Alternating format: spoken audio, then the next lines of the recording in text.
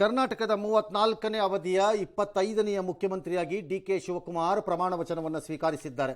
ಲೋಕಭವನದ ಗಾಜಿನ ಮನೆಯಲ್ಲಿ ಸಂಜೆ 4:15 ರಾಜ್ಯಪಾಲ ಥಾವರ್ ಚಂದ್ ಗೆಹ್ಲೋಟ್ ಅಧಿಕಾರ ಪದ ಹಾಗೂ ಗೌಪ್ಯತಾ ವಿಧಿಯನ್ನು ಬೋಧಿಸಿದ್ದಾರೆ.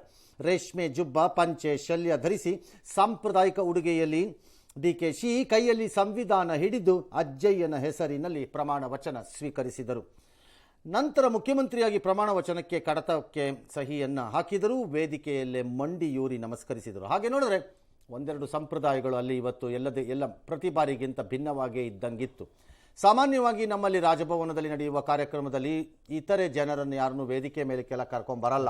ಇವತ್ತು ಎಲ್ಲರೂ ಇದ್ದರು, ವೇದಿಕೆ ಮೇಲೆ ಇರ್ಬೋದಾದವರೆಲ್ಲ ಇದ್ದರು, ಅಥವಾ ಇರಬಾರದವರೂ ಇಲ್ಲ ಇದ್ರೇನೋ ನನಗೆ ಗೊತ್ತಿಲ್ಲ. ಸಾಮಾನ್ಯವಾಗಿ ಮುಖ್ಯಮಂತ್ರಿ ಹಾಗೂ ರಾಜ್ಯಪಾಲರು ಇರ್ತಾರೆ, ಹೊಸದಾಗಿ ಅಧಿಕಾರ ಸ್ವೀಕಾರ ಮಾಡುವ ಮಂತ್ರಿಗಳಿರ್ತಾರೆ. ಉಳಿದೆಲ್ಲರನ್ನ ನಾನು ಫ್ರಂಟ್ ರೋಲಿ ಕೆಳಗಡೆ ನೋಡಿದ್ದೀನಿ, ಆದರೆ ಇವತ್ತು ಎಲ್ಲರೂ ಮೇಲ್ಗಡೆಗಿದ್ದರು. ನಂಬರ್ 2, ಬಂದವರಿಗೆಲ್ಲ ವೇದಿಕೆಯ ಮೇಲೆ ಸ್ವಾಗತ ಕೋರಿ ಭೂಗುಚ್ಛ ಕೊಡುವುದು, ಶಾಲಾ ಹಾಕೋ ಕಾರ್ಯಕ್ರಮ ನಾನೆಲ್ಲೂ ನೋಡಿರಲಿಲ್ಲ. ಅದನ್ನೊಂದನ್ನು ನೋಡ್ಕೊಂಡಂಗೆ ಕಾಣಿಸ್ತು. ಇನ್ನು ಅಲ್ಲೊಂದು ಇಲ್ಲೊಂದು ಸಾಮಾನ್ಯವಾಗಿ ಮುಖ್ಯಮಂತ್ರಿಗಳು ವೇದಿಕೆಯ ಮೇಲೆ ತಗ್ಗಿ ಬಗ್ಗಿ ವೇದಿಕೆಯ ಮುಟ್ಟಿ ಮೈ ಬಗ್ಗಿಸಿ ನಮಸ್ಕಾರ ಮಾಡೋದೆಲ್ಲ ಇಲ್ಲ. ಒಂಥರ ಅಲಿಯಾಸ್ ಮೋದಿ ಫಿಲಮ್ನ ಪಾರ್ಟ್ 2 ಡಿ.ಕೆ.ಶಿ ಅದನ್ನು ಯಾವುದನ್ನು ಬಿಡಲ್ಲ. ಡಿ.ಕೆ.ಶಿ ಕೂಡ ಅದನ್ನು ಮಾಡಿದ್ರು, ಗಾಬರಿ ಆಗೋದ್ರು ಅಲ್ಲಿದ್ದ ಕೆಲವರೆಲ್ಲ ಪ್ರಾಬಬಲಿ. ಯಾಕಂದರೆ ಅವ್ರಿಗೆಲ್ಲ ಯಾರೋ ಇನ್ಯಾವುದೋ ಬಿಲ್ಡಿಂಗಲ್ಲಿ ತಳ ಬಗ್ಗಿ ಮಟ್ಟಿದ್ದೇ ಜ್ಞಾಪಕ ಬರ್ತಿರುತ್ತೆ. ಫೋಟೋ ಕಣ್ಣು ಮುಂದೆ ಫಳ ತಕತೈ ಅಂತ ಕುಣಿತಾ ಇರುತ್ತೆ ಆ ಚಿತ್ರ. ಇನ್ನು ಅಜ್ಜಯ್ಯ ಅವರ ಫೋಟೋ ಇಟ್ಟಿದ್ರು. ಆ ರೀತಿ ಫೋಟೋ ಇಟ್ಟು ನಮಸ್ಕರಿಸುವ ಅಥವಾ ಯಾವುದೇ ಫೋಟೋ ಇಟ್ಟಿರುವುದನ್ನು ನಾನು ನೋಡೇ ಇರಲಿಲ್ಲ. ನಾನು ಹೆಗ್ಡೆ ಅವ್ರದ್ದು ನೋಡಿಲ್ಲ. ನಂತರದ ಹೆಚ್ಚು ಕಡಿಮೆ 2009ರಲ್ಲಿ 1999ರಲ್ಲಿ ಕೃಷ್ಣ ಅವರದ್ದು ಅಧಿಕಾರ ಸ್ವೀಕಾರ ಆದಮೇಲೆ ನಾನು ನೋಡಿಲ್ಲ ಹೋಗಿ ಯಾರದ್ದು ಏನೂ. ಅದರ ಟಿ ವಿಲಿ ನೋಡಿದ್ದೆ ಅಷ್ಟೇ, ಅಥವಾ ಇನ್ನೆಲ್ಲ ನೋಡ್ಕೊಂಡಿದ್ದು ಫೋಟೋ ಗಿಟಲ್ಲಿ. ಅದ್ರ ಹಿಂದಿಂದ ಎಲ್ಲನೂ ನೋಡಿದ್ದೀನಿ ನಾನು ಒಂದೂ ಮಿಸ್ ಮಾಡಿಲ್ಲ. ಎಲ್ಲನೂ ನೋಡಿದ್ದೀನಿ. ಈ ಸಂಪ್ರದಾಯಗಳು ಇರಲಿಲ್ಲ, ಯಾವುದೂ ಇರಲಿಲ್ಲ. ಇದಂತೂ ಇರಲೇ ಇಲ್ಲ. ಹೌದು, ಡಯಾಸ್ ಮೇಲೆ ಒಂದು ಫೋಟೋ ಇಡೋದು ಅದಿಲ್ಲ. ಬಟ್ ಅದವ್ರ ನಂಬಿಕೆ, ಮತ್ತು ಅದು ಗ್ರೇ ಏರಿಯಾ, ಇಡಬೇಕಾ ಇಡಬಾರ್ದು ಅನ್ನೋದೆಲ್ಲ ಬೇರೆ ವಿಚಾರ. ಹಾಗಾಗಿ ಅವ್ರ ನಂಬಿಕೆಯೇ ಗೆದ್ದಿತ್ತು ಮತ್ತು ಆ ಪ್ರಕಾರ ಆಯಿತು. ಇನ್ನು ಪ್ರಪ್ರಥಮ ಬಾರಿಗೆ ಒಬ್ಬ ಮುಖ್ಯಮಂತ್ರಿ ಸಂವಿಧಾನದ ಪ್ರತಿಯೊಂದನ್ನು ಹಿಡಿದುಕೊಂಡು ಪ್ರಮಾಣವಚನ ಸ್ವೀಕಾರ ಮಾಡಿದ್ದು ಈ ಬಾರಿ ಮೊದಲ ಬಾರಿ ಅದು. ಇನ್ನು ಮುಖ್ಯ ಕಾರ್ಯದರ್ಶಿಗಳೇ ಕಾರ್ಯಕ್ರಮವನ್ನು ಆ್ಯಂಕರ್ ರೀತಿ ನಡೆಸ್ಕೊಟ್ಟಿದ್ದಂತೂ ನನಗೆ ಭಾಳ ರಂಜನೀಯವಾಗಿ ಕಾಣಿಸ್ತಾ ಇತ್ತು. ಬಿಕಾಸ್ ಶಾಲಿನಿ ರಜನೀಶ್ ಅವರ ಈ ರಂಜನೀಯ ಕಾರ್ಯಕ್ರಮ ಏನಿತ್ತು ಅದು ನನಗೆ ಬೇಜಾರಾಗಿದ್ದಿದ್ದು ಒಂದೇ ವಿಚಾರದಲ್ಲಿ. Madam, I am very upset ಅಥವಾ ಸ್ಯಾಡ್. ನಾನು ಇಷ್ಟು ವರ್ಷ ಆದಮೇಲೂ ನಿಮ್ಮ ಕನ್ನಡ ಇಷ್ಟೇನ ಇಂಪ್ರೂವ್ ಆಗಿದ್ದು, ಇನ್ನೂ ಇಂಪ್ರೂವ್ ಆಗಬೇಕಾಗಿತ್ತಲ್ವ ಅವ್ರದ್ದು, ಅನ್ನಿಸ್ಲಿಲ್ವ ನಿಮ್ಗಳಿಗೆಲ್ಲ? ಅದರ್ವೈಸ್ ಆಕೆ ಪಾಪ ಅವ್ರ ಕೈಲಿದ್ದಿದ್ದು ಲಿಮಿಟೇಷನಲ್ಲಿ ಮಾಡಿದ್ರು.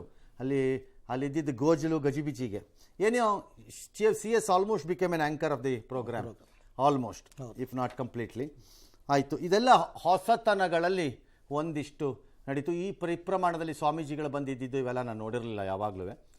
ಅದನ್ನೆಲ್ಲ ನೋಡಿದ್ರಿ. ಅಜ್ಜಯ್ಯ ಅವರ ಭಾವಚಿತ್ರಕ್ಕೆ ಪುಷ್ಪಾರ್ಚನೆ ಮಾಡಿದ್ರು. ವೇದಿಕೆಯಲ್ಲಿ ಪ್ರಮಾಣ ವಚನದ ನಂತರ ಮುಖ್ಯಮಂತ್ರಿಗಳು ಆಗಮಿಸಿದ್ದು ಅಂಬೇಡ್ಕರ್, ಬಸವಣ್ಣ, ಗಾಂಧಿ ಎಲ್ಲರ ಮಹನೀಯರಿಗೆ ಪ್ರತಿಮೆಗಳಿಗೆ ಮಾಲಾರ್ಪಣೆ ಮಾಡಿದ್ರು ವಿಧಾನಸೌಧದ ಸುತ್ತಲೂ.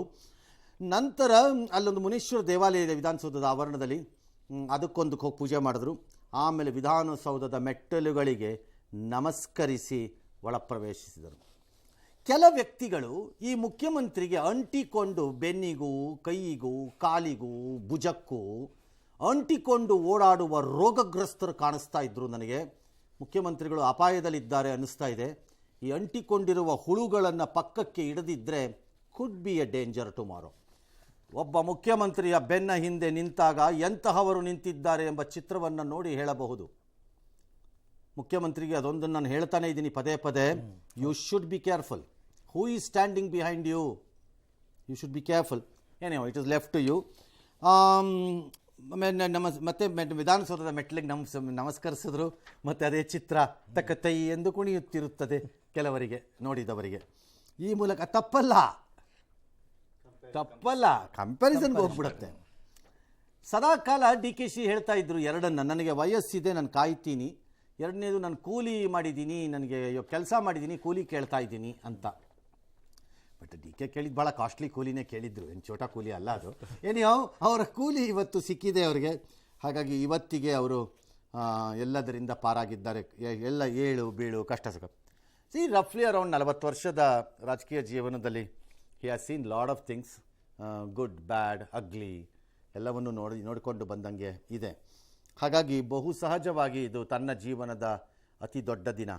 ಇನ್ನು ಇದಕ್ಕೆ ಮುಂದಕ್ಕೆ ಸಾಂವಿಧಾನಿಕವಾಗಿ ತ್ಯಾಗಗಳೇ ಇದ್ದರೂ ಅವುಗಳ ಹತ್ತಿರಕ್ಕೆ ಹೋಗೋದಷ್ಟು ಸುಲಭ ಅನ್ನೋದು ಇಲ್ಲದೆ ಇರೋದ್ರಿಂದ ಬಹುಶಃ ತನ್ನ ಜೀವನದ ಅತಿ ದೊಡ್ಡ ಒಂದು ಹುದ್ದೆಯನ್ನು ತಲುಪದಂಗೆ ಕಾಣಿಸ್ತಾ ಇದೆ.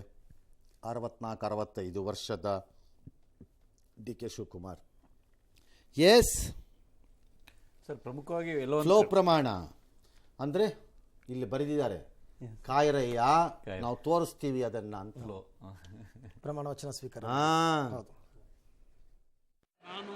ನಾನು ಡಿ ಕೆ ಶಿವಕುಮಾರ್ ಎಂಬ ಹೆಸರಿನಾದ ನಾನು ಕಾನೂನು ಮೂಲಕ ಸ್ಥಾಪಿತವಾದ ಭಾರತದ ಸಂವಿಧಾನ ವಿಷಯದಲ್ಲಿ ನಿಜವಾದ ಶ್ರದ್ಧೆ ಮತ್ತು ನಿಷ್ಠೆಯನ್ನು ಹೊಂದಿರುತ್ತೇನೆಂದು ನಾನು ಭಾರತದ ಸಾರ್ವಭೌಮತ್ವವನ್ನು ಮತ್ತು ಅಖಂಡತೆಯನ್ನು ಎತ್ತಿ ಹಿಡಿಯುತ್ತೇನೆಂದು ಮತ್ತು ಕರ್ನಾಟಕ ರಾಜ್ಯದ ಮುಖ್ಯಮಂತ್ರಿಯಾಗಿ ನನ್ನ ಕರ್ತವ್ಯವನ್ನು ಶ್ರದ್ಧಾಪೂರ್ವಕವಾಗಿ ಮತ್ತು ಅಂತಃಕರಣಪೂರ್ವಕವಾಗಿ ನಿರ್ವಹಿಸುತ್ತೇನೆಂದು ಭಯ ಅಥವಾ ಪಕ್ಷಾತೀತವಲ್ಲದೆ ರಾಗ ದ್ವೇಷವಿಲ್ಲದೆ ಎಲ್ಲ ಬಗೆಯ ಜನರಿಗೆ ಸಂವಿಧಾನಕ್ಕೆ ಮತ್ತು ಕಾನೂನಿಗೆ ಅನುಸಾರ. Your future is our focus. At GSSS First Grade College, Mysuru, you will code your way to success with BCA and multiply your achievements with BCom and BBA. Admissions open. Apply now. ಅಜ್ಜಯ್ಯನವ್ರದ್ದು ಇದಕ್ಕೂ ಪೂಜೆ ಮಾಡಿದ್ರಲ್ಲ, ಅದಿಲ್ವಾ? ಇದೆ sir, ಇದೆ. Okay, ಅಲ್ಲಿ ಹೋಗ್ತಾ ಇದ್ದಾರೆ ನೋಡಿ. ಈಗ ವೇದಿಕೆಯ ಹಿಂಭಾಗದಲ್ಲಿ ಒಂದು ಕುರ್ಚಿ ಮೇಲೋ ಅಥವಾ ಟೇಬಲ್ ಮೇಲೋ ಅವ್ರದ್ದೊಂದು ಫೋಟೋ ಇಟ್ಟಿದ್ರು. ಅದಕ್ಕೊಂದು ಪುಷ್ಪಾರ್ಚನೆಯನ್ನು ಮಾಡುವ ಮೂಲಕ ಅವರು ಬಂದಿದ್ದಾರೆ.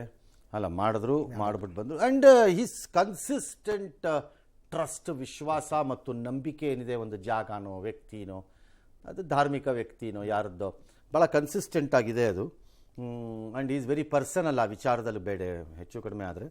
ಹಾಗಾಗಿ ಅವರು ಅದನ್ನು ಯಾವ ಭಯ, ರಾಗ, ಪಕ್ಷಪಾತ ಇಲ್ಲದೆ ಅದನ್ನು ಮಾಡಿದ್ದಾರೆ, ಯಾವುದಕ್ಕೂ ಹೆದರ್ಕೊಳ್ಳದೆ.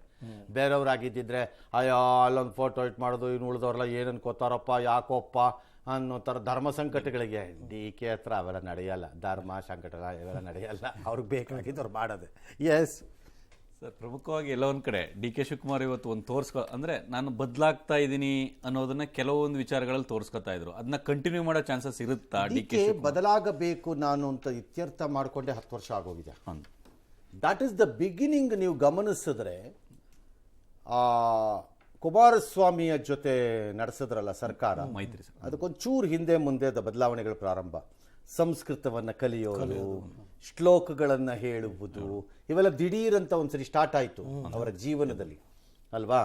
ದೆನ್ ಪೂಜೆ ಪುನಸ್ಕಾರ, ಹಿ ಕಲ್ಟಿವೇಟೆಡ್ ಎ ಹಿಂದೂ ಇಮೇಜ್ ಅದನ್ನು. ಮತ್ತೆ ಅವ್ರಿಗೊಂದು ಅದೃಷ್ಟನೋ ಅಥವಾ ಗೊತ್ತಿಲ್ಲ, ಅರಗಿಸ್ಕೊಳ್ಳೋ ಶಕ್ತಿ ಇದೆಯೋ. ಕಾಂಗ್ರೆಸ್ಗೆ ವಿರುದ್ಧವಾದ ನಿಲುವುಗಳಿದ್ದ ಜಾಗದಲ್ಲೂ ಅದನ್ನು ಅರಗಿಸ್ಕೊಂಡ್ಬಿಟ್ಟಿದ್ದಾರೆ. ಫಾರ್ ಎಕ್ಸಾಂಪಲ್, ಈಗ ದೇವಸ್ಥಾನಗಳು ಅಥವಾ ಪೂಜೆ ಪುನಸ್ಕಾರಗಳು ಅಥವಾ ಹೋಮ ಹವನಗಳು ಅಥವಾ ಧಾರ್ಮಿಕ ವಿಚಾರಗಳಲ್ಲಿ ಅವರುಗಳಿಗೆ ಇದು exactly the reverse of a chief minister like Siddaramaiah or a Priyank Kharge or a Kharge himself.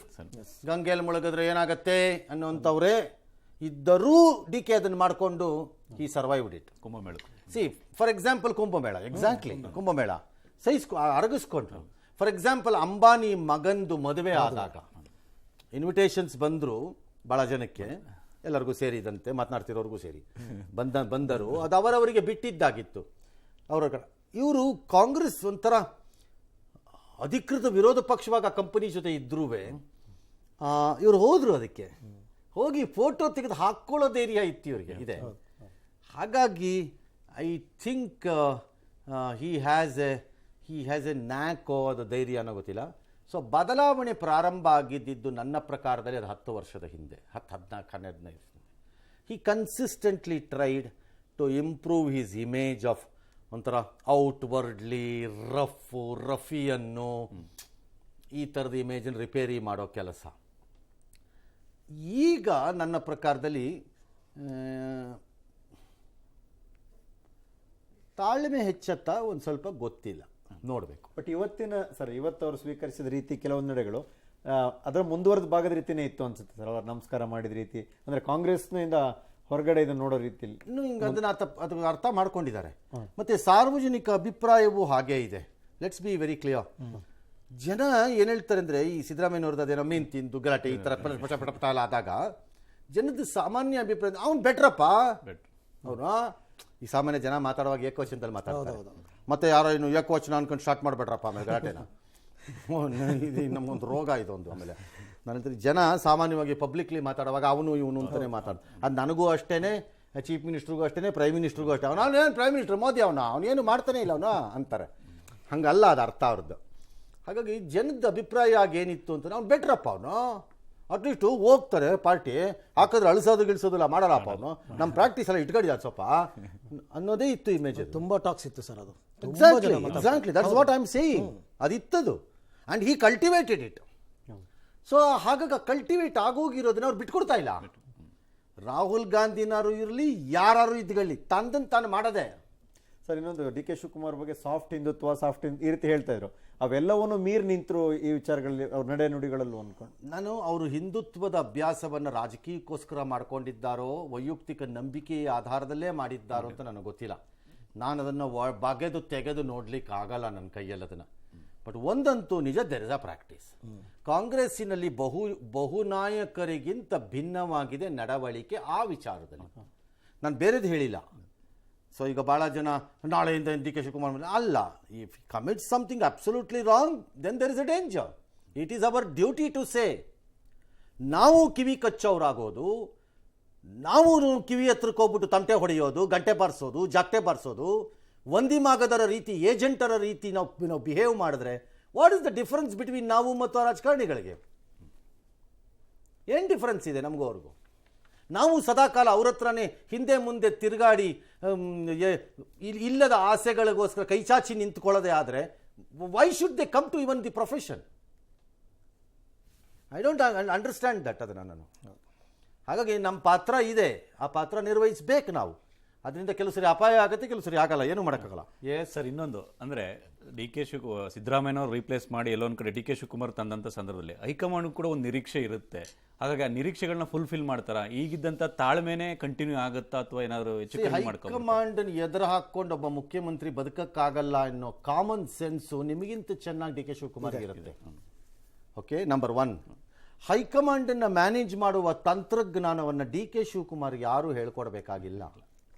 He is actually the original inventor of it. ನನ್ನ ಪ್ರಕಾರ ಇನ್ ಎ ಲಾರ್ಜರ್ ಸ್ಕೇಲಲ್ಲಿ ಹೈಕಮಾಂಡನ್ನು ಹೇಗೆ ಮ್ಯಾನೇಜ್ ಮಾಡಬೇಕು ಅನ್ನೋದು ಸ್ಮಾಲರ್ ಸ್ಕೇಲ್ಸಲ್ಲಿ ತುಂಬ ಜನ ಮಾಡಿರ್ಬೋದು. ಹಿಂದ್ಗಡೆಯಿಂದ ಬಂದಂತಹ ಮುಖ್ಯಮಂತ್ರಿಗಳು ಸೇರಿದಂತೆ ಕೆಲವರೆಲ್ಲ. ಕೃಷ್ಣ ಅವರು ಒಂದು ಹಂತದಲ್ಲಿ ಈ ಕಾಂಗ್ರೆಸ್ ಪಕ್ಷವನ್ನು ಕಾಪಾಡಿದಾಗ 2004 ಕಾಯ ವಾಚ ಮನಸ್ಸು ಮತ್ತು ಧನ ಧಾನ್ಯಗಳಿಂದಾಗಿ ಎಲ್ಲದರಿಂದಾಗಿ ಕಾಯ್ದು ಕಾಪಾಡಿದಾಗಲೇ ದೊಡ್ಡ ಕಾಪಾಡದಂಥ ತಂತ್ರಜ್ಞಾನ ಅದು ಅಂದ್ಕೊಂಡ್ರು, ಎಲ್ಲರೂ ಕಾಪಾಡಿದ್ರು ಅವ್ರನ್ನ ಅಂತ. ಡಿ ಕೆ ಅದಕ್ಕೆ 100 ಪಟ್ಟು ದೊಡ್ಡದಾಗಿದೆ. He has stood by this party in everything. ಭಾಳ ಜನಕ್ಕೆ ಅವರು MLAಗಳು ಓಡ್ ಬಂದಾಗ ಇಲ್ಲಿ ಕರ್ಕೊಂಬಂದರು, ಟ್ರಬಲ್ಲು, ಶೂಟರ್ರು, ಬರೀ ಅದೇ ಅಂದ್ಕೊಂಡಿದ್ದೀನಿ. No, beyond that he has worked. He has organised ರಿಸೋರ್ಸಸ್ಸನ್ನು ಎಲ್ಲ ಚುನಾವಣೆಗಳಲ್ಲಿ ತರಹೇವಾರಿ ಮೆಥಡಾಲಜಿಗಳಲ್ಲಿ ಪ್ರಾಬಬಲಿ ಇರಬಹುದು. ಹಾಗಾಗಿ he knows it how to maintain it. But ಆ ಹೈಕಮಾಂಡ್ನ ಆ ಆಶೀರ್ವಾದ ಡಿ ಕೆ ಉಳಿಸಲ್ಲ. ನಾನು ಇವತ್ತೇ ವಾರ್ನ್ ಮಾಡ್ತಾ ಇದ್ದೀನಿ. If you think your high command is going to save you politically, electoral politically, ಮತ ರಾಜಕಾರಣದಲ್ಲಿ ನಾನು ಹೇಳ್ತಿರೋದು, ರಾಜಕಾರಣದಲ್ಲ, ಮತ ರಾಜಕಾರಣದಲ್ಲಿ ಅನ್ಕೊಂಡಿದ್ರೆ you are wrong. There is nobody in your high command who will protect you in votes ಅಲ್ಲಿ. That you have to do yourself. ಅವ್ರದೇ ಕೆಲಸ ಅದು, ಅವರೇ ಮಾಡಬೇಕು, ಅದು ನೀವೇ ಮಾಡ್ಕೋಬೇಕು. ಒಕ್ಕಲಿಗರನ್ನ ಓಟ್ ಹಾಕಿಸ್ಕೊಳ್ಳೋಕ್ಕೆ ನಿಮ್ಮ ಹೈಕಮಾಂಡಿಂದ ಯಾವನೂ ಇಲ್ಲ. ನಾನು ಬರ್ಕೊಡ್ತೀನಿ ಬೇಕಾದ್ರೆ ನಿಮ್ಮ ಕಡೆಗೆ, ನೀವೇ ನಿಮ್ಮ ಓಟ್ ಹಾಕಿಸ್ಕೋಬೇಕು. ಅದನ್ನು ಅವರು ಎಲ್ಲ ಮುಗಿದ ಮೇಲೆ ಎಲೆ ಹಾಕೊಂಡು ಊಟಕ್ಕೆ ಕೂರೋ ಗಿರಾಕಿಗಳವರು, ನೆನ್ಪಿಟ್ಕೊಳ್ಳಿ. ಅಡಿಗೆ ನೀವೇ ಮಾಡಬೇಕು. ಹಾಗಾಗಿ Shivakumar has a terrible role. ಸವಾಲು ಯಾವುದು ಅಂದರೆ 2 ವರ್ಷದ ಒಳಗಡೆ ಅಡ್ಮಿನಿಸ್ಟ್ರೇಷನನ್ನು ಮಾಡಿ ತೋರಿಸುವುದು, ಅದರ ಮೂಲಕ ತನ್ನ ಪಕ್ಷವನ್ನು ಮತ ರಾಜಕಾರಣದಲ್ಲಿ ಅಂದರೆ ಚುನಾವಣಾ ರಾಜಕಾರಣದಲ್ಲಿ ಉಳಿಸಿಕೊಳ್ಳುವುದು. ಇದರಲ್ಲಿ ಅವರಿಗೆ ಸವಾಲಿದೆ. ಪಕ್ಷದ ಒಳಗೆ ಸರ್ಕಾರದ ಒಳಗೆ ಒಂದು ಮತ್ತು ಪಕ್ಷದ ಒಳಗಡೆ ಒಂದು, ಎರಡು ಅಪಾಯಗಳನ್ನು ನಾನೀಗ ಗುರುತಿಸಿದ್ದೀನಿ. ಅದನ್ನು ಏನು ಅಂತ ಈಗಲೇ ಮಾತಾಡೋದು, ಚರ್ಚೆಗೆ ಹಾಕೊಳ್ಳೋದು ಬೇಡ. We will leave it at this stage. ಇದನ್ನು ನೋಟ್ ಮಾಡ್ಕೊಂಡಿರಿ. ಈ ಎರಡು ಅಪಾಯಗಳು ಯಾವುದು ಅನ್ನೋದು ಆಟೋಮ್ಯಾಟಿಕ್ ಆಗಿ ಎಕ್ಸಿಬಿಟ್ ಆಗ್ಬೋದು ಅನ್ಸುತ್ತೆ ಸಮ್ ಪಾಯಿಂಟ್ ಆಫ್ ಟೈಮಲ್ಲಿ. ಐ ಥಿಂಕ್ ಸೊ, ನನ್ನ ಅನುಭವದಲ್ಲಿ ನಾನು ಅನ್ಕೋತಿರೋದು.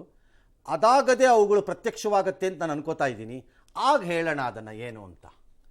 ಬಟ್ ಸ್ಪೆಸಿಫಿಕ್ ಆಗಿ ಹೇಳ್ತಾ ಇದ್ದೀನಿ, ಸರ್ಕಾರದ ಒಳಗಡೆ ಒಂದು ಮತ್ತು ಪಕ್ಷದ ಒಳಗಡೆ ಒಂದು, ಎರಡು ಅಪಾಯಗಳಿದ್ದಂಗೆ ಇವೆ ಇಲ್ಲಿ. ಅದೇನು ಅಂತ ಆಮೇಲೆ ನೋಡೋಣ. ನೋ ಮೋರ್ ಡಿಸ್ಕಷನ್ ಈ ಸಬ್ಜೆಕ್ಟಲ್ಲಿ. ಓಕೆ, ಇದೆಲ್ಲ ಆಮೇಲೆ ತಿಳ್ಕೊಂಡು ಮಾತಾಡೋಣ. ಹಾಂ, ನ್ಯೂ ಚೀಫ್ ಮಿನಿಸ್ಟರ್ ದಿನ ಗ್ರೇಟ್ ಸ್ಟ್ರಾಟಜಿ ಅದು. ಕಾಂಗ್ರೆಸ್ ಕಾರ್ಯಕರ್ತರಿಗೂ ಅರ್ಥ ಆಗಿರುತ್ತೆ ಸರ್. ನನಗೆ ಸಂಬಂಧನೇ ಇಲ್ಲ. Don't try to provoke me, I am not a fool. Okay sir, ಇದಲ್ಲದೆ ಸರ್ ನಾನು ಒಪ್ಪಲ್ಲ ನಾನು ಅದನ್ನು ಡಿಸ್ಕಸ್ ಮಾಡಲ್ಲ.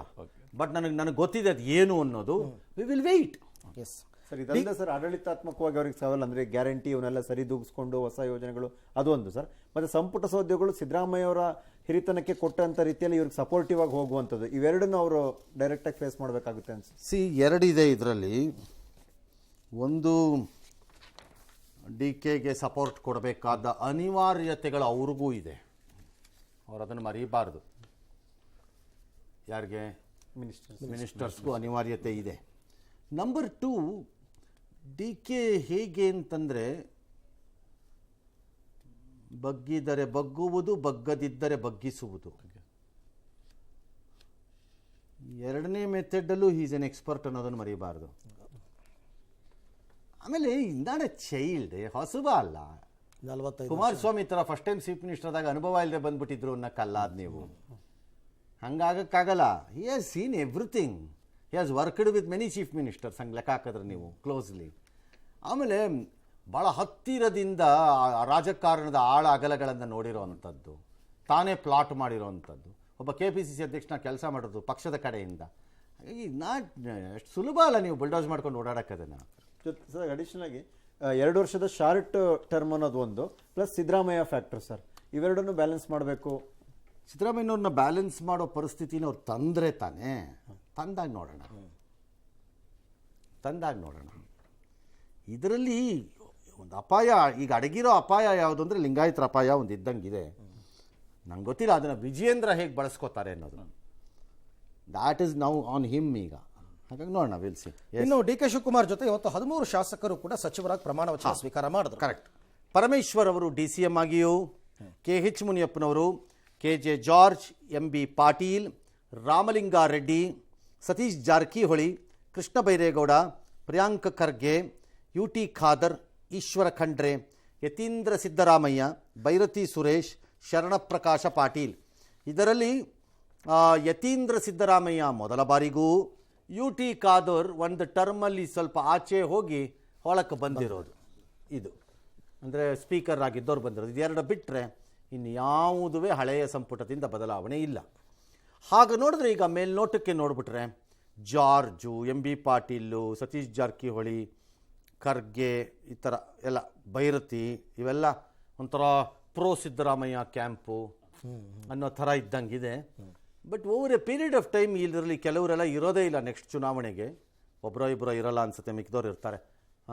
ಇವರು ಚುನಾವಣೆಯಲ್ಲೇ ಇರಲ್ಲ. ಎರಡನೇದು ಸ್ವಲ್ಪ ಹೆಚ್ಚು ಕಡಿಮೆ ಮಾಡಿಕೊಂಡು ಅವ್ರು ಎಟ್ಟು ತಿನ್ನಬೇಕಾಗಿ ಬರುತ್ತೆ ಮುಂದೆ ರಾಜಕಾರಣದಲ್ಲಿ. ಯಾಕಂದರೆ ಲಾಂಗರ್ ದ ಪಾಲಿಟಿಕ್ಸ್ ಬೇರೆಯವ್ರ ಹತ್ರ ಇರುತ್ತೆ. ಎಸ್. ಇನ್ನು ಡಿ ಕೆ ಶಿವಕುಮಾರ್ ಮುಖ್ಯಮಂತ್ರಿಯಾಗಿ ಮೊದಲ ಬಾರಿ ಕ್ಯಾಬಿನೆಟ್ ಸಭೆ ನಡೆಸಿದ್ರು ಇವತ್ತು. ಬಳಿಕ ಮಾತನಾಡಿ, ರಾಜ್ಯದಲ್ಲಿ ನವಯುಗ ಹೊಸ ಬೆಳಕು ಮೂಡಿಸುವ ಕೆಲಸ ಮಾಡ್ತೀವಿ, ಚಿಕ್ಕ ವಯಸ್ಸಿನಲ್ಲೇ ಅಧಿಕಾರ ನೋಡಿದ್ದೀನಿ ಅಂತ ಒಂದಷ್ಟು ಘೋಷಣೆಗಳನ್ನ ಮಾಡಿದ್ರು. ಏನೇನು ಪ್ರಮುಖ ಘೋಷಣೆಗಳು ಅಂತಕ್ಕಂಥದ್ದು ಸರ್? ಚಿಕ್ಕ ವಯಸ್ಸಲ್ಲಿ ಅಧಿಕಾರ ನೋಡಿದ್ದು ನಿಜ, ಅದು ಅನುಮಾನ ಇಲ್ಲ. 85 ಅಲ್ಲ his entry into first time ಅವರು ಎಲೆಕ್ಷನ್ ಪಾಲಿಟಿಕ್ಸು. 85. ಸೊ ಅಧಿಕಾರ ನೋಡಿದ್ದಾರೆ. ಯಾಕಂದರೆ ಬಂಗಾರಪ್ಪನ ಕ್ಯಾಬಿನೆಟಲ್ಲೇ ಮಂತ್ರಿ ಆದವರು, ನಾನು ಇಲ್ಲ ಅಂತ ಹೇಳಲ್ಲ. ಬಟ್ ಆಗ್ಲಿಗೂ ಈಗಲಿಗೂ ವ್ಯತ್ಯಾಸ ಇದೆ. ಆಗ ಅಧಿಕಾರ ನಿರ್ವಹಿಸೋಕ್ಕೂ ಈಗಲಿಗೂ ತುಂಬ ವ್ಯತ್ಯಾಸಗಳಿದೆ. ಏನೇ ನಿರ್ಧಾರ ಮಾಡಿದ್ರು ಒಟ್ಟಾಗಿ ತೊಗೊಳ್ತೀವಿ. ಕ್ಯಾಬಿನೆಟ್ಟು ಸರ್ವಜನಾಂಗದ ಶಾಂತಿ ತೋಟ, ಮಾಧ್ಯಮಗಳು ಕೂಡ ಟೀಕೆ ಮಾಡಿ ಸ್ಟೋರಿ ಕ್ರಿಯೇಟ್ ಮಾಡಬೇಡಿ ಅಂದರು. ಓಕೆ, ಜಾತಿ ಧರ್ಮದ ಮೇಲೆ ನಂಬಿಕೆ ಇಲ್ಲ. ಜಾತಿ ಧರ್ಮದ ಮೇಲೆ ನಂಬಿಕೆ ಇಲ್ಲದೆ ನೀವು ರಾಜಕಾರಣ ಮಾಡ್ತಿದ್ದೀರಿ ಅಂತ ನಾನು ನಂಬಿಲ್ಲ. ಆಗೋದು ಇಲ್ಲ. ನಾನು ನಂಬೂ ಇಲ್ಲ, ಅದು ಆಗೂ ಇಲ್ಲ. ಅದು ಪ್ಯೂರ್ ಬುರುಡೆ ಸ್ಟೇಟ್ಮೆಂಟ್. ಅದನ್ನು ಸೀರಿಯಸ್ ಆಗಿ ತೊಗೊಳ್ಳಲ್ಲ ನಾವು. ಇವತ್ತಿಗೆ ಅದನ್ನು ಓಕೆ ಮಾಡಿಬಿಟ್ಟಿರ್ತೀವಿ, ಯಾಕಂದರೆ ಡೇ 1 ಅಲ್ಲ. ಹಾಂ, ಈಗ ಕ್ವಿಕ್ಕಾಗಿ ಹೇಳಿಬಿಡೋಣ ಏನೇನು ಕೊಟ್ಟಿದ್ದಾರೆ ನಿಮಗೆ ಮೊದಲನೇ ದಿನ ಅಂತ. ಮಾನ್ಯ ಮುಖ್ಯಮಂತ್ರಿಗಳು PG-ವರೆಗೆ, ಪೋಸ್ಟ್ ಗ್ರಾಜ್ಯುಯೇಷನ್ವರೆಗೆ ಎಲ್ಲ ವಿದ್ಯಾರ್ಥಿಗಳಿಗೆ, ಗಂಡ ಐಕ್ಕಳಿಗೆ ಫ್ರೀ ಬಸ್ಸನ್ನು ಕೊಡ್ತಾರೆ. ಹೆಣ್ಣ ಐಕ್ಕಳಿಗೆ ಅವ್ರು ಕೊಟ್ಟಿದ್ರು, ಗಂಡ ಐಕ್ಕಳಿಗೆ ಇವ್ರು ಕೊಟ್ಟಿದ್ದಾರೆ. ಹಾಂ, ಸ್ಟೂಡೆಂಟ್ಸ್ಗೆ ಆಯ್ತಲ್ಲ. 56,000 ಸರ್ಕಾರಿ ಉದ್ಯೋಗ ನೇಮಕಾತಿ. ಇದು ಪ್ರೀವಿಯಸ್ ಕ್ಯಾಬಿನೆಟಲ್ಲಿ ಡಿಸೈಡ್ ಆಗಿತ್ತು, ಈಗ ಕ್ಯಾರಿ ಆನ್ ಮಾಡ್ತಿದ್ದಾರೆ. ಖಾಸಗಿ ಉದ್ಯೋಗಾಂಕ್ಷಿಗಳ ನೆರವಿಗೆ ಉದ್ಯೋಗ ವಿನಿಮಯ ಕೇಂದ್ರವನ್ನು ಸ್ಥಾಪನೆ ಮಾಡೋದು, ಅಂದರೆ ಕಂಪನಿಗಳಿಗೆ ಬೇಕಾದ ರೀತಿಯಲ್ಲಿ ಸರ್ಕಾರದಿಂದ ತರಬೇತಿ ಕೊಡೋದು ಎಲ್ಲ ಮಾಡ್ತಾರಂತೆ. Not a bad idea actually, but how far ಅದು ವರ್ಕ್ ಆಗುತ್ತೆ ಅನ್ನೋದನ್ನು ನೋಡಬೇಕು. ಯಾಕಂದರೆ ನಮ್ಮ ಸರ್ಕಾರಿ ಸ್ವಾಮ್ಯದ ಉದ್ಯೋಗಾಂಕ್ಷಿ ಕೇಂದ್ರಗಳೇ, ಉದ್ಯೋಗ ವಿನಿಮಯ ಕೇಂದ್ರಗಳನ್ನೇ ಬಾಗ್ಲಾಕಂಡು ಮನೆಗೆ ಹೋಗೋ ಸ್ಟೇಜ್, ಅವಕ್ಕೆ ಬೆಲೆ ಇಲ್ಲ. ಹಾಗಾಗಿ ಇದು ಎಷ್ಟರ ಮಟ್ಟಿಗೆ ಹೋಗುತ್ತೆ. ಬಟ್ ಕನ್ನಡದ ಮೀಸಲಾತಿಯನ್ನು ನೀವು ಸರಿಯಾಗಿ ಜಾರಿಗೆ ತಂದರೆ ಇದು ಬೇಕಾಗಿ ಬರುತ್ತಾಗ ದಟ್ಸ್ ಓಕೆ. ಆವಾಗ ನನ್ನ ಪ್ರಕಾರ ಮೀಸಲಾತಿ ತಂದರೆ, ನೀವು ಈ ವಿನಿಮಯ ಕೇಂದ್ರ ಮಾಡದಿದ್ರೂ ಪರವಾಗಿಲ್ಲ, ಮೀಸಲಾತಿಯನ್ನು ಸರಿಯಾಗಿ ಜಾರಿಗೆ ತರೋದಾದರೆ you are a great man, you will be a great fellow. ನಾಡಪ್ರಭು ಕೆಂಪೇಗೌಡ ಅಂತೀರಲ್ಲ, ಆ ನಾಡಿಗೆ ಅದನ್ನು ಮಾಡಿ ನೋಡೋಣ. ಪ್ರಭು ಆಮೇಲೆ ಆಗ್ತೀರಿ ನೀವೇನೆ, ಮೊದಲು ಇದನ್ನು ಮಾಡಿ. ಹಾಂ, ಸರಿ. ನಿರುದ್ಯೋಗ ಸಮಸ್ಯೆ ನಿವಾರಣೆಗೆ 3 ಜನರ ಸಚಿವರು ಸಮಿತಿ ಮಾಡ್ತಾರಂತೆ. ಭಾಳ ಸಂತೋಷ, ಮಾಡಿ. ಆ 3 ಸಚಿವರು ಅದಕ್ಕೆ ಉತ್ತರವನ್ನು ಕೊಟ್ಟುಬಿಟ್ಟು ಏನಾದ್ರು ಸರಿ ಮಾಡಿಬಿಟ್ರೆ ಅವ್ರು 3 ಜನಕ್ಕೆ ನಾನು ಹೇಳ್ತೀನಿ ನೊಬೆಲ್ ಲೆವೆಲಲ್ಲಿ ಒಂದು ಅವಾರ್ಡ್ ಕೊಡೋಣ. They deserve it. ಯುವಕರ ಬಲವರ್ಧನೆಗೆ 10,000 ಭಾರತ್ ಜೋಡೋ ಕ್ಲಬ್ಬು ಪ್ರತಿ ಪಂಚಾಯಿತಿನಲ್ಲಿ ಮಾಡ್ತಾರಂತೆ, ಎಲ್ಲರಿಗೂ 10 ಲಕ್ಷ ಕೊಡ್ತಾರಂತೆ. ಎಗೈನ್ ಯುವಕರನ್ನು ಆರ್ಗನೈಸ್ ಮಾಡಿಸೋದು ತಪ್ಪು ಅಂತ ನಾನು ಹೇಳ್ತಿಲ್ಲ, ಮತ್ತು ಅದು ರಾಂಗ್ ಅಲ್ಲ. ಹಿಂದೆ ಸ್ತ್ರೀ ಶಕ್ತಿ ಮಾಡಿದ್ರಿ, ವಿವೇಕಾನಂದ ಏನೋ ಅಂತೇನೋ ಮಾಡೋಕ್ಕೆ ಹೋದ್ರಿ, ಅದಾಗಿರಲಿಲ್ಲ. ಈ ಕ್ಲಬ್ಗಳಂತ ಏನು ಕರೀತಿದ್ದೀರಿ, ನಂಬರ್ 1 ಕಾಂಗ್ರೆಸ್ಸಿನ ಪಕ್ಷದ ಕ್ಲಬ್ಗಳಾಗಬಾರ್ದು, ಎಚ್ಚರಿಕೆ ವಹಿಸ್ಕೊಳ್ಳಿ. ಯಾಕಂದರೆ ಅದು ವಹಿಸ್ಕೊಂಡ್ರೆ ಏನಾಗುತ್ತೆ ಅದು ಅಂದರೆ it will become turn political. ಆಗ ಅನ್ನೆಸೆಸರಿಲಿ ಪೊಲಿಟಿಕಲ್ ಆಗುತ್ತದು. ನನಗೆ ಗೊತ್ತಿಲ್ಲ ನಿಮ್ಮ ಉದ್ದೇಶ ಏನು ಈ ಕ್ಲಬ್ದು ಅಂತ. ಯಾಕಂದರೆ ಈ ಕ್ಲಬ್ಗಳಿಗೆ ಚಾರ್ಟರ್ ಏನು ಐ ಡೋಂಟ್ ನೋ, ಅವ್ರಿಗೆ ಜವಾಬ್ದಾರಿ ಏನು ಐ ಡೋಂಟ್ ನೋ. 10 ಲಕ್ಷ ತೊಗೊಂಡು ಏನು ಮಾಡ್ತಾರೋ ಅವರು ನಂಗೆ ಗೊತ್ತಿಲ್ಲ, ಏನು ಮಾಡಬೇಕು. ಎರಡನೇದು, ಇದು ರಾಜಕೀಯ ಆಗಬಾರ್ದು ಅಂತ ನಾನು ಹಿಂಗೆ ಹೇಳಿದೆ. ಅದು ಎರಡನೇದು, ಅಟ್ ಎನಿ ಕಾಸ್ಟ್ ಆ್ಯಂಟಿ ಸೋಷಿಯಲ್ಗಳಿಗೆ ಅಧಿಕೃತ ಪರವಾನಗಿ ಪತ್ರ ಕೊಡೋ ಕ್ಲಬ್ ಆಗಿಬಿಡಬಾರ್ದು. ಆಮೇಲೆ ಬಿ ಕೇರ್ಫುಲ್, ಎರಡರ ವಿಚಾರದಲ್ಲಿ ಕೇರ್ಫುಲ್ ಆಗಿದೆ. Otherwise not a bad idea, but execution tough ಇದೆ. ರಾಜ್ಯಾದ್ಯಂತ 2,500 ಅಡಿಗಳವರೆಗೆ 20% ಆಚೆ ಇಟ್ಟಿದ್ದು 1 ಟೈಮ್ ವಿನಾಯಿತಿ ಕೊಟ್ಟು OC ಕೊಡ್ತಾರಂತೆ. OCನೋ CCನೋ ಏನೋ ಕೊಟ್ಬಿಡ್ತಾರೆ, ನಿಮಗೆ ಪವರ್ ಎಲ್ಲ ತೊಗೋಬೋದು. It's A very good decision, ಭಾಳ ಜನ ರಿಲೀಫ್ ಆಗುತ್ತೆ ಅವ್ರಿಗೆಲ್ಲ. ಆಮೇಲೆ ಬಿ ಖಾತಾ ಎ ಖಾತಾದಲ್ಲಿ ರಾಜ್ಯವ್ಯಾಪಿ ಮಾಡ್ತಾರಂತೆ, ಎಲ್ಲರಿಗೂ ಎ ಖಾತಾ ಕೊಟ್ಬಿಡ್ತಾರಂತೆ. ರಸ್ತೆ ಡಾಂಬರೀಕರಣಕ್ಕೆ ಬೆಂಗಳೂರಿಗೆ ಒಂದು 2,000 ಕೋಟಿ ಕೊಟ್ಟಿದ್ದಾರೆ.